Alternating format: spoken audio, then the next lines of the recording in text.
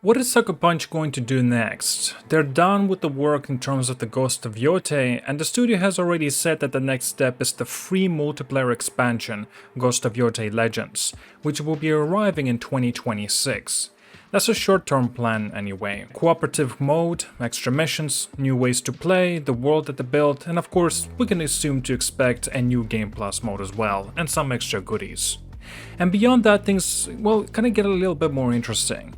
A lot more of course, it's quite limited because Sucker Punch is deliberately a single project studio. Their leadership has been clear, they're focusing on one big game at a time so the team can iterate and keep quality high. That model means that they don't split into multiple of studios or run several big projects altogether. Whatever comes after Yotei, Legends will be the major deliberate choice.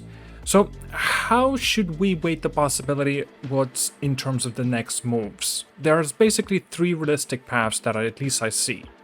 Bigger post-launch support for Yotei with a single-player DLC or more content. Number 2, a full new Ghost game. Or number 3, returning to the older Sucker Punch properties like Infamous or Sly Cooper. Now, business sense, development realities, and the Sony's portfolio all affect which path it's most likely to take. So, first, more Yotei content. It's common for Sucker Punch to use post-launch content to expand systems and test ideas that feed into their next big project. For Ghost of Tsushima, the Iki Island DLC introduced mechanics and gear that later influenced future work. A single-player expansion for Yotei would let the studio build more story, try new enemy types, and reuse content and tools for whatever comes next. That's a conservative low-risk option that still rewards players. And of course, with the PlayStation's announcement of Legends suggests that studio is already investing in some extent of its post-launch support. Then the second thing, another Ghost game. This is a safe sequel route. If Sucker Punch spends the next few years iterating on what worked in Tsushima and Yotei, they can deliver a bigger budget sequel with more systems and a larger world. The studio can use lessons from Yotei and the Legends multiplayer to improve combat, enemy design, and progression. From a Sony's business view, a new Ghost entry is a far more attractive because the brand already proved massively profitable on PlayStation 4 and later platforms. Ghost of Tsushima sold in millions and was highly profitable versus its reported budget. That kind of return makes a sequel easy to justify. And third, return to the Infamous or perhaps Sly Cooper. This is where fans perhaps get somewhat excited, but it's the least likely choice for Sucker Punch right now.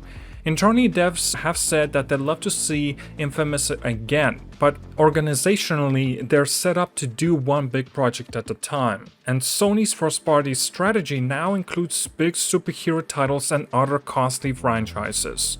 And on top of that, older IPs like Sly simply don't move the same revenue numbers as a modern AAA open-world games.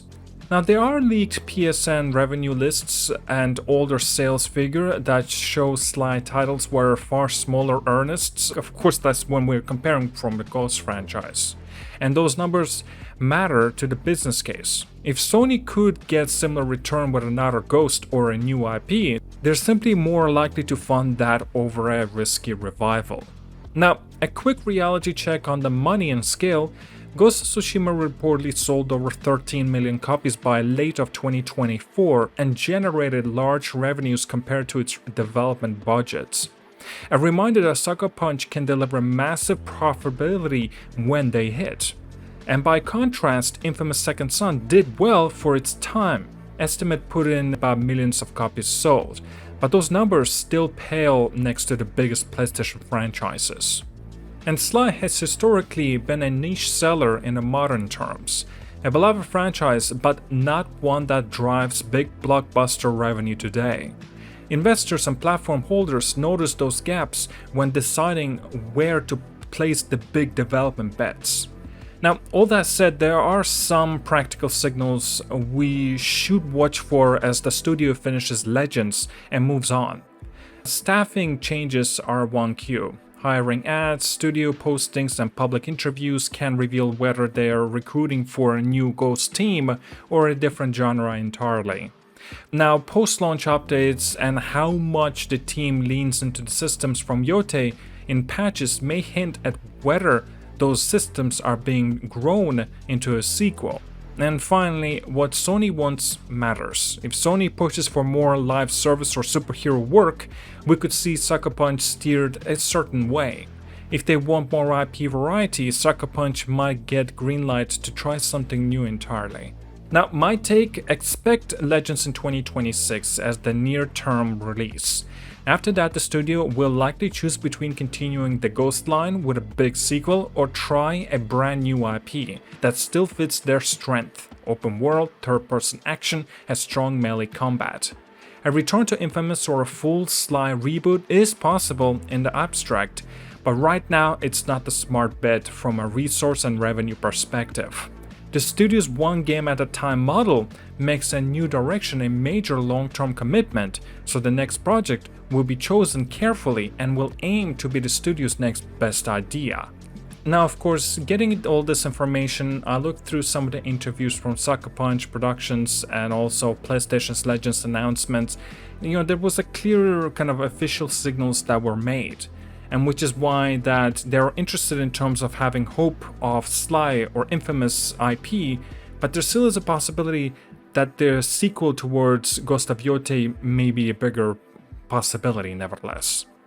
Well, other than that, do let me know down in the comments as well, which one of these would you love to see more? Would you rather see Ghost of Yotei sequel, or perhaps maybe a Ghost of something, right?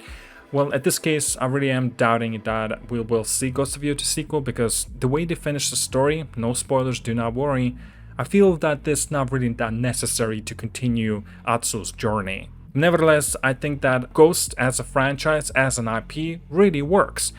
And honestly, one more thing. Sucker Punch, please put in more budget into your characters' interactions and the animations, because that's the one part that I'm noticing is kind of lagging behind from the other PlayStation exclusive titles.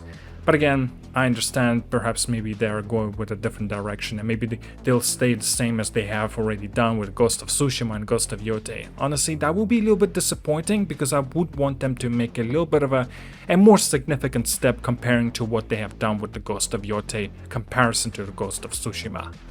Well, nevertheless, tell me down in the comments. I see you guys all. Like and subscribe. Yeah, have a good one.